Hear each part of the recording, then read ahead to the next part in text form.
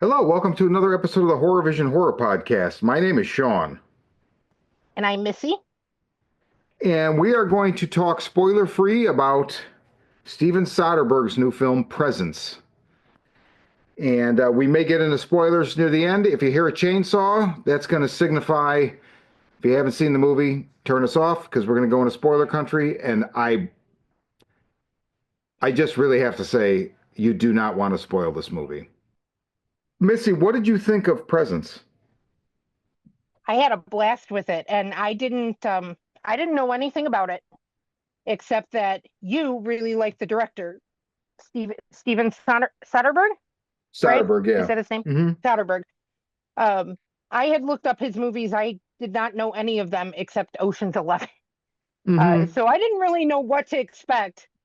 All I knew was that you like the director, and I trust you, and it was some kind of ghost story. Um, and so I went in.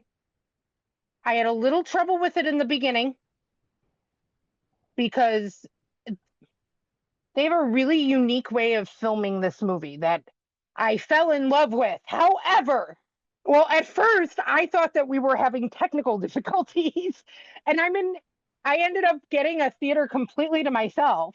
So I'm sitting in the theater, and when you're watching this movie, at the end of a scene, it blinks. So you'll be watching the movie, and then suddenly it goes dark, and there's no music, there's no nothing. But it always seems like it's happening like right at the end of a scene or like toward the end, and then it clips the scene. So you're like, it took me a few minutes to figure out that this was actually a technique and not Hmm. um and not technical difficulties, because then I realized how the camera was moving and what I was actually watching. Hmm. Um and I think it's fucking brilliant. Yeah. Because when you're watching this movie, you will realize that the camera is the presence and Yep. it's making it a character in the story. So you are seeing everything through the perspective of this presence that's in the house.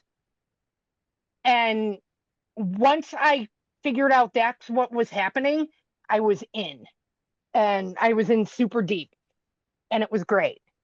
I've never seen a story told like this before, and I thought it was super unique and super effective. The camera work blew me away, and they told a pretty engaging story. Now, I admit I'm not the best for usually for these kind of slow burn ghost story kind of. I mean, not everything has to have blood and splatter and whatnot, but these slower burn movies, they've usually got to be really good to catch and hold my attention, and this one is. Yeah. Um, I went in totally blind. I was super impressed with it. I ended up getting a theater all to myself because I did not want to see it in the vibrating theater. So I went an hour later and there was no one there. Um, so I was completely immersed. There was a point, and I don't know that I've ever done this before. There is a point in this movie where I realized I forgot to breathe for 10 seconds Wow. I because bet I know what the point was. oh, I bet you do. It's good. I mean, I hadn't heard anything about it. It feels like it's super low budget and indie. Like this isn't a big budget movie. It all takes place in the house with just a handful of people. Yeah. There's really no effects or, a little bit, but not really. It's all story and character development. The performances are great. The camera work is outstanding. The turning the camera into a character is fucking brilliant. Like, Yeah. if you like unique horror and indie filmmakers who do a lot with a little and stuff like that, I'd say absolutely check this out in a theater. Like, it got under my skin and it held my attention, and I don't usually like ghost stories. How did you feel about it?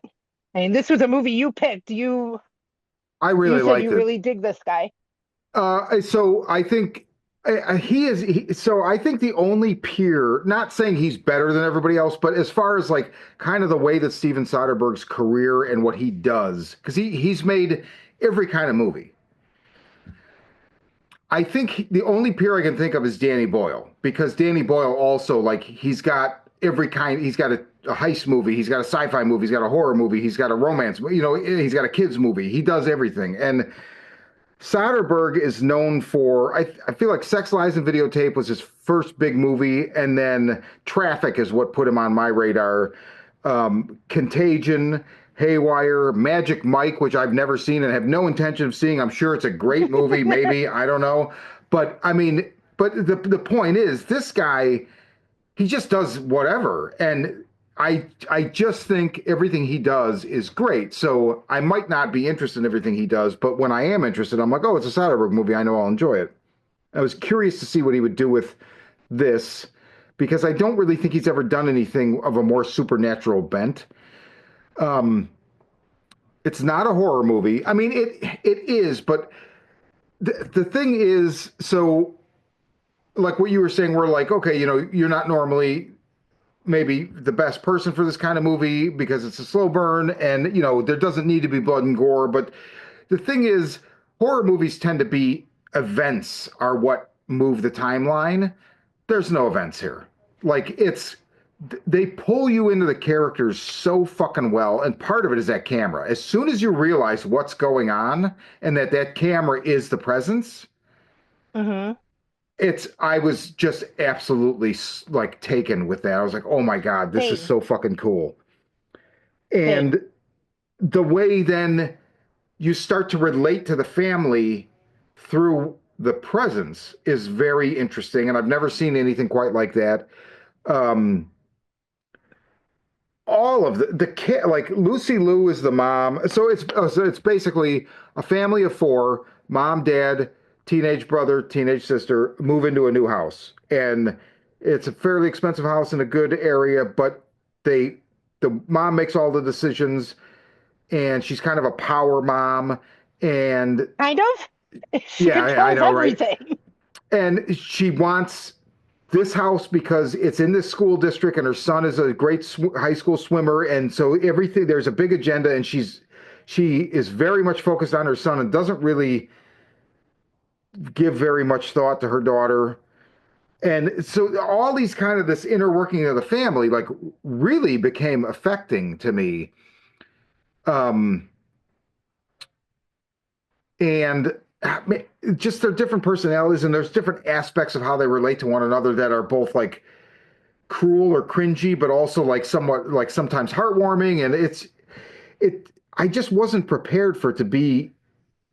It's really more like a character piece on this family, and then the presence Mm-hmm. element slowly ramps up, kind of in the background, and then it kind of moves into the foreground, but it still shares space with the family. Then there's another aspect that I don't really Mm-hmm. want to go into, and that ends up being with another character. That ends up being one of the most disturbing things Yeah. hopefully I'll see all year because it really deeply disturbed me. Like there's an element Yeah. to this movie that I was like, oh my God, this is so fucking disturbing. But it's not a disturbing where like I feel like some horror fans would watch this and be like, fuck this guy. What the fuck? What are you talking about disturbing? But it's just it's oh man, I don't No, know.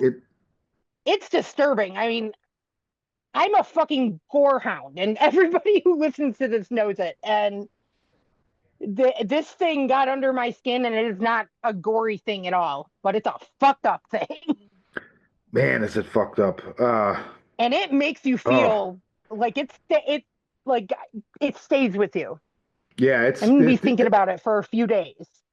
absolutely. And to me, that's Soderbergh's trademark. Like there's stuff in Traffic that is which is a movie about drugs that I'll never unsee. Not on the level of Requiem for a Dream, where it's like, oh, that came close to ruining me, or that did ruin me for like a week. Not quite, but he has a knack for a certain kind of darkness, like a social like reflection that is just really deeply affects me because it's so realistic and just like, oh man. So yeah, this it's going to stay with me for a while, and but in a good way. And I would recommend this to any single person, like anybody. I think non-horror fans could get into it. I think horror fans could get into it. I just think it's a damn good film. It really is. And you definitely don't have to be into horror to enjoy it because it really is a character a character study of this family. And Yeah. you know, like I I did not realize how deep in I was until uh I really could not. I mean, Lucy Liu did an outstanding job. I could not stand that mother and her son. I love the Oh father yeah, and the they were daughter. bad. I hated the mother and the son. Yeah. And she Oh, you're was not wrong. awful. She was a heinous bitch. Oh She my did her God. performance was outstanding because I really hated her. Oh, oh yeah, it's and the son too. Just like, oh my And the God. son Oh. too. Um, it's interesting. And I feel like I knew this long ago, and I guess I just assumed it was no longer the case because he's gotten such industry cachet. Soderbergh is often his own cinematographer. He filmed this. Holy shit. Wow. But he Okay. films a lot of what he does. He films Logan Lucky. He filmed Side Effects is great. Magic Mike. He filmed Haywire. He films them all. Um, Okay. Well, that camera blew me the fuck away. yeah. It. Oh Like man. I've never seen a story told that way. And I really liked what they did with it. But I mean, it did take me probably a good 5-10 minutes before I realized it was not just technical difficulties, and then caught caught on to what was going on. But once I got Well, it was and, amazing. and and then like at first I realized like it reminded me of that. Okay, there's an Elizabeth Olsen movie from 2011 called Silent House. And the thing with this movie is it was purported to be all a continuous shot the whole movie. And it's not. It looks like it, but the filmmakers later said I think there's three edits. But otherwise I mean there are super fucking like, we're talking like 30-40 minute scenes. And what they Okay. do is they'll use things like passing through a dark corridor to insert an edit. But when you're watching it, it just looks like the camera is one continuous motion the entire movie. So at first, I was like, as I'm acclimating to what's going on, because you start out in the house and it's first person perspective, and the camera's moving between all the rooms. You see all the rooms go upstairs, go downstairs. Mm-hmm. Then you hear the car pull up. Then you go to the window and you look out. And that's when I was like, oh, so this is the presence, right? Oh, you caught it And then that the people, quickly. yeah, and then the people come in, and I was like, is this going to be like Silent House and just like one long? And then whatever the first, there's the first break. I think when they're talking to the realtor, and like you realize like she's, Lucy Liu's character is going to have the house no matter what. And then I think it does the vignette thing where it like goes black and then comes back up, and some time has obviously passed. Mm-hmm. But you're a little bit disoriented at first because you're like, wait, so now they live here? Okay, so the girl's bedroom is done up, so they've been here for at least a little while. So And there were you no kind of have boxes. to, yeah, you kind of have to like, you kind of got to crawl to walk a little bit with it, but so it is kind of like a series of these like steady cam shots. Although I don't even think it's a steady cam. I'm not even sure, but they're continuous unedited scenes. I think it's just a bunch of those strung together with that like vignette, the fade to black edit, separating them. It like you said, But the I cool don't know. thing too is as we get deeper into the story and more connected, the presence becomes more connected with the family. Right. The first few times it blinks or breaks or however you want to say it, um, when it goes black, there is no sound at all. Mhm. Later on, you start getting music. we get closer and closer to the end, then there's always music when it blinks and it's louder. And like the music gets Oh, louder and more involved as you get more and more in tune with the present. interesting. I didn't notice that. Okay. Wow, that's cool. Yeah, you do not have music or any kind of sound when it blinks the first few times, which is why at first I thought it was a problem Right. in the theater. But then I realized that the camera was constantly moving and that we're moving as if we're looking at things, like through something's eyes. That's when I kind of caught what was going on. It's disconcerting at first, especially if you do go in blind and know nothing about the movie you're Yeah. gonna watch. Um, because it kind of it clips the scenes too because you're looking at things through the eyes of this presence that's like eavesdropping or Yeah. whatever. It's seeing pieces of people's lives, so we're not sometimes we're just hearing part of a conversation and then it blinks and you're in a different part of the house a few days Yeah. later with different people, and it's like, wait, what's happening? Once you realize that you're riding behind like the eyes of the presence and that it is a character and a vehicle to tell the story, it becomes extremely immersive, and then it didn't feel clunky at all. But the first 10-15 minutes, it was really disconcerting. Hmm. I can see that. I mean, it ended up being like I brought a beer. I always bring a beer in my jacket pocket, or usually do, and so it's sitting in the cup holder next to me. And I'll usually wait a little bit to open it so I don't have to like take a leak. I didn't know what the runtime was on the movie. Um, It's only an hour and a half. we got to, I don't like at least an hour into the movie, and I realized, oh, I didn't even open my beer. Like I was No so into shit. the movie, Yeah. I I couldn't believe like the moment of lucidity I had was the first in quite for like an hour, and I was like, holy shit! Like I haven't even opened my beer. The last time the substance was like that, where it was like at some point I'm like, I don't even need to open a beer. I'm so just intoxicated by this movie. But Right. here, it was it's a quieter entanglement and Hmm. very fucking And it's effective. subtle. You don't Yeah, realize how invested you are till certain things happen and you really care. yeah. Oh man. But I mean, that's good storytelling and good characterization. I'm of the opinion that the characters are the heart of your story. And if you give me good characters, you can tell me any story you want, even if it's something Yeah, that I don't typically like. I mean, I yeah. recently watched, um, which isn't a horror movie, but American Sniper that Clint Eastwood did. I don't like war movies. In fact, I tend to avoid them. Yeah. But it's the characters and the characterization is so good. I was deeply invested in it and it held my attention. Yeah. So, I mean, but then I saw Werewolf last week and the Or characters Wolfman. did not, or Wolfman, my bad, Wolfman, and the characters did not do anything for me. Yeah, yeah. If anyone out there's wondering why we didn't cover that, it was because A, David Lynch died and I canceled my ticket, and B, The Missy went and werewolf was girl like, didn't like it, a Wolfman. yeah, pretty much the only werewolf movie I know of that you didn't like. So I'm like, I am definitely not seeing that. Like, I mean, like, I'm good.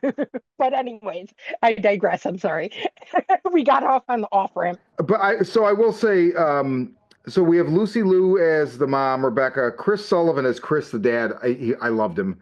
Um, Kalina Liang as Chloe, Eddie Madej as Tyler, and West Mulholland as Ryan. There were a few other people as well, but that was The main the cast. gist of the main cast. And man, I just think they all just did a really great job. And I don't know how this movie's going to do. You were in a theater by yourself. I had one, two, three, four, five, six, eight other people. Okay. in the theater besides us. So that's more than I expected. I mean, I originally had tickets to go see it an hour earlier in the vibrating theater, and that probably had a good 15 seats taken. Okay. So hopefully it'll do well. So, I mean, yeah, I don't know. I had not heard anything about this until you mentioned it. Yeah, I saw a trailer, I mean, I want to say 6 months ago at least, and was like, oh, Soderbergh's doing like is this like like a horror movie or something? And then I forgot about it when I saw it pop back, or I saw it pop up, I don't know. I think I bought my tickets last week or the week before because I was like, oh shit, presents. Oh, okay, cool. And then I told you about it, but there's no fanfare for this movie. I don't know. I don't watch like terrestrial TV, or I haven't Right, seen neither do any I. ads on YouTube or anything where, I mean, it's not like, I mean, we're inundated with ads all the time now, whether you watch TV or not. Hmm. Right, whether And you pay for streaming or not, there's always ads. But yeah, and regardless, I have not seen a single fucking word about this movie. So I definitely, and I'll tell you what, and I know I said at the beginning of this, we're going to go into spoilers, and we had talked briefly before hitting record. I was hesitant to, I don't, we're going to stop tape and we can talk about the movie, but I'm so afraid, like, that's fair. people just listen. Like, if you have any interest in this movie, I would say go see it. I really think it deserves to be seen. It's not the kind of movie you have to see on a big screen. Did it help engross me? Yes. Like 100%. I was, like you said, I was immersed. But you and I both are people that love theaters. Yes. So, So I if mean, you if don't really you're, love theaters, I mean, I made the case with the substance, like, even if you don't love the theater, you want to go see this in the theater because I don't know, it'll still be great, but it's just not going to have quite the punch you well, in the because face. that was a big, Yeah. a big visual spectacle kind of movie. This isn't. No, it's not. This is very quiet, and everything is just characterization and camera work. That Yeah. doesn't make it any less awesome, but you, if you're not a theater person, you could watch this when it hits streaming. But Yeah. it's definitely like I'm really glad that you brought it to my attention. I wouldn't have seen this. Like had I just read the synopsis, looking through, if there were any movies I wanted to see, I would not have looked at this twice. The poster is nothing very impressive. It's kind of No. beige and simple. Like Yeah. I didn't know the director. I would have skipped right over it. And I think it's a really good film that deserves to be seen. It really got under my skin. Good. I'm really glad you enjoyed it. Yeah. I mean, I went in with low expectations because I just didn't think it was my kind of movie. But I went in blind. I did not know anything. And I'm glad I didn't. I think it benefits the less you know, the better off you'll be. Yeah. But I like to see movies blind if possible. Like Yeah. I Same. So that's the presence, and or I'm sorry, presence, oh, is it and it's just just presence, presents? I thought it was the like the okay. Led Zeppelin album, actually. Oh, Hmm. that's kind of cool. I Okay. didn't even thought of that. Yeah, it's presence. Go see it. It's worth seeing. Steven Soderbergh, another great film, sir. And this is Horror Vision, and I'm Sean. And I'm Missy.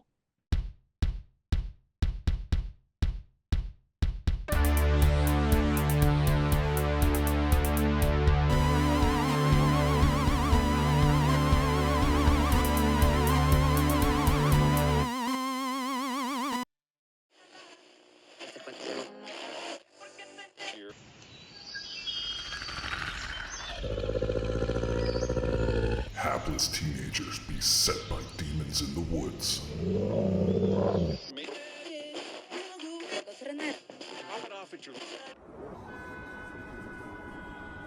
A strange new drug that turns art into murder.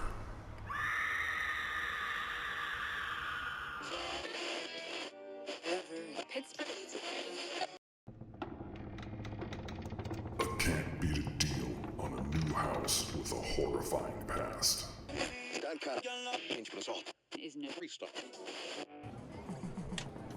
A video game that might usher in the apocalypse.